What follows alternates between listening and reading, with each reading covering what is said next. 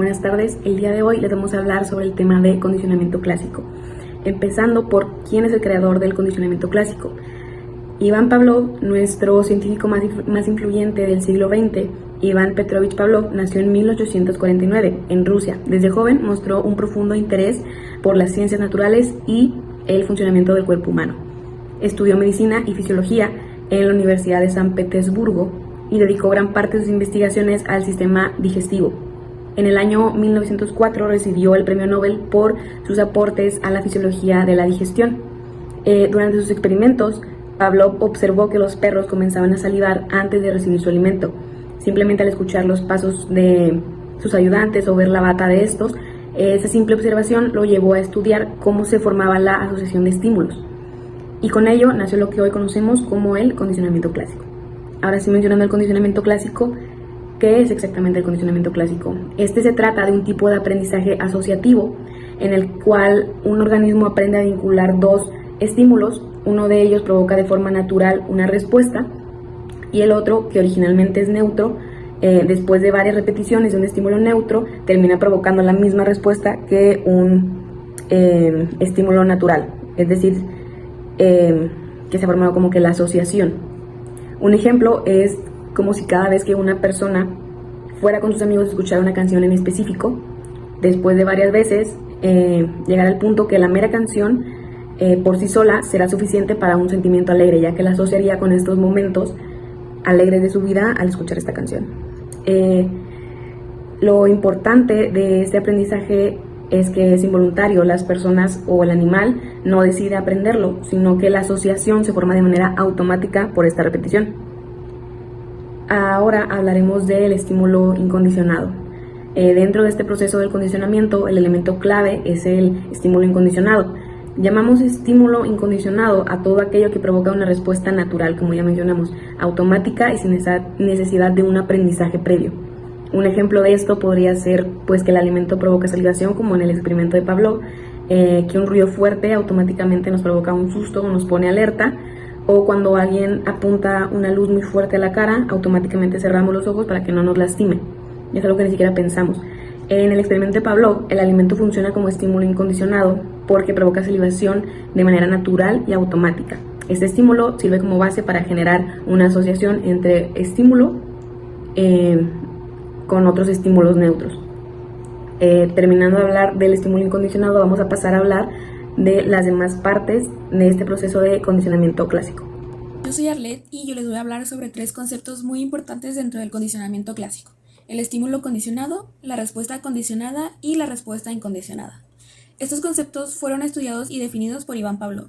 Él hizo experimentos en los que observó a perros y cómo reaccionaban cuando se les presentaba comida. Naturalmente, los perros salivaban al ver la comida, lo que era una respuesta incondicionada a un estímulo incondicionado, que en este caso es la comida. Pero Pavlov también notó algo más interesante. Cuando ponía el sonido de una campana justo antes de darle la comida varias veces, los perros empezaban a salivar solo con el sonido, incluso si no había comida. Para entender mejor esto, es importante distinguir entre la respuesta incondicionada y la respuesta condicionada. La respuesta incondicionada se trata de una reacción natural y automática que nuestro cuerpo realiza ante un estímulo específico, sin que lo hayamos aprendido antes. Es algo que sucede de manera innata. Por ejemplo, cuando olemos comida y sentimos hambre o empezamos a salivar. Esto ocurre de manera natural porque nuestro cuerpo reconoce que viene algo que necesitamos.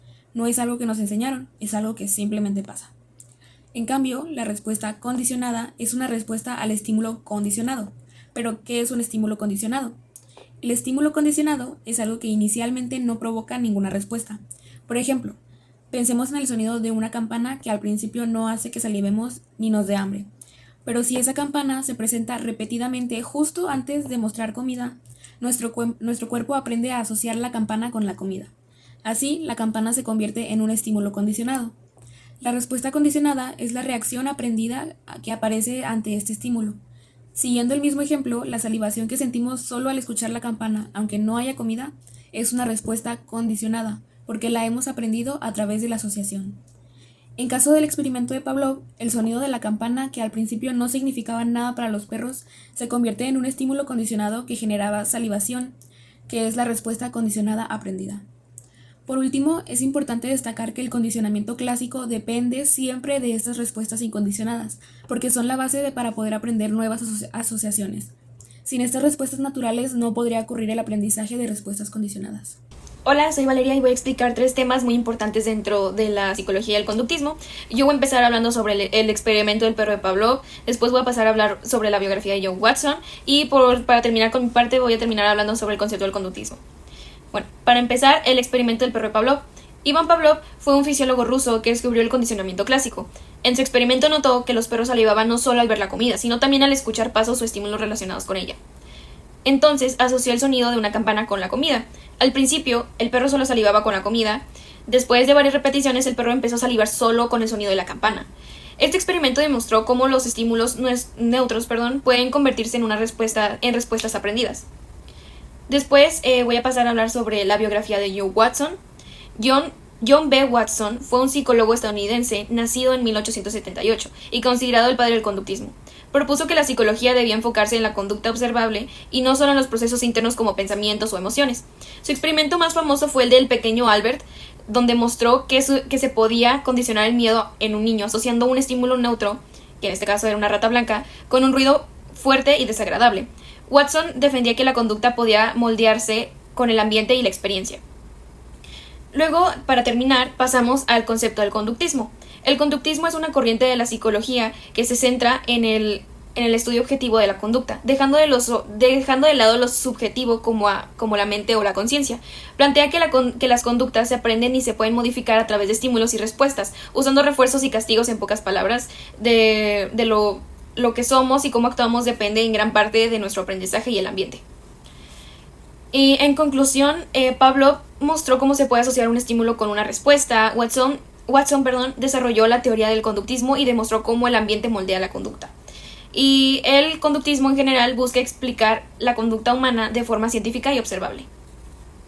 Yo soy Ángela y el día de hoy voy a hablar acerca de un concepto fundamental en la psicología del aprendizaje, lo que es la respuesta condicionada, y uno de los experimentos más polémicos de la historia, lo que fue el experimento del pequeño Albert. Bueno, ¿cuál fue el experimento del pequeño Albert? El experimento del pequeño Albert fue en 1920 con los psicólogos John B. Watson y Reiner, quienes decidieron probar si este tipo de aprendizaje también podía funcionar en seres humanos.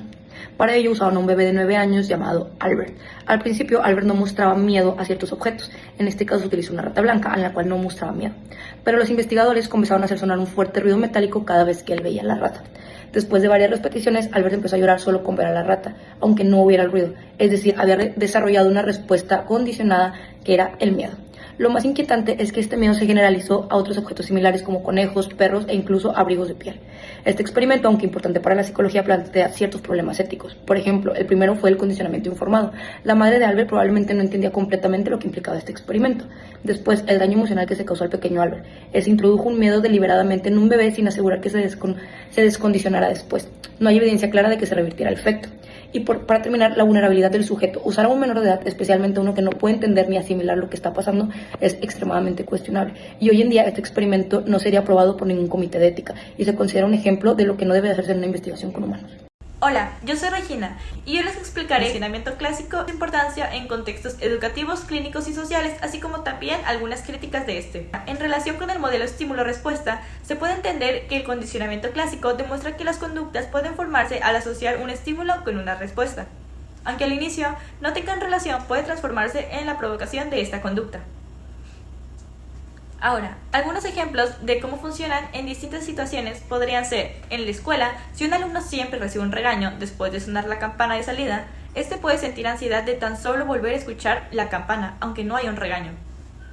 En lo clínico, una persona con fobia a los perros puede ponerse nerviosa de tan solo escuchar un ladrido, porque lo asocia con una experiencia negativa. Y también está en lo social, que podría ser que al oler un perfume pueda despertar emociones porque lo relacionamos con alguien a quien recuerdas que huele de la misma manera.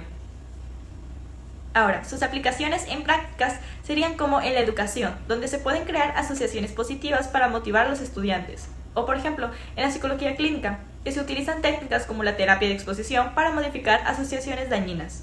Y en la sociedad, la publicidad se aprovecha de estos principios para generar emociones hacia un producto.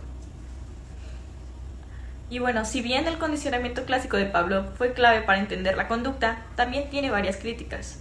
Una de ellas, por ejemplo, es la reduccionista. Esta simplifica la conducta estímulo-respuesta sin considerar procesos cognitivos o emocionales. También está el limitado, que explica mejor las conductas simples, pero no aprendizajes complejos como el lenguaje o la creatividad. La ética sería como el experimento del pequeño Albert, que el día de hoy serían inaceptables. O como el contexto, que no tomaban en cuenta lo social y cultural. Y también tenemos la temporalidad, donde las respuestas condicionadas pueden extinguirse si no se refuerzan. En conclusión, el estímulo condicionado es un ejemplo de cómo aprendemos a través de asociaciones y explica muchas de nuestras conductas, y tienen aplicaciones en la escuela, en la clínica y por supuesto en nuestra vida diaria.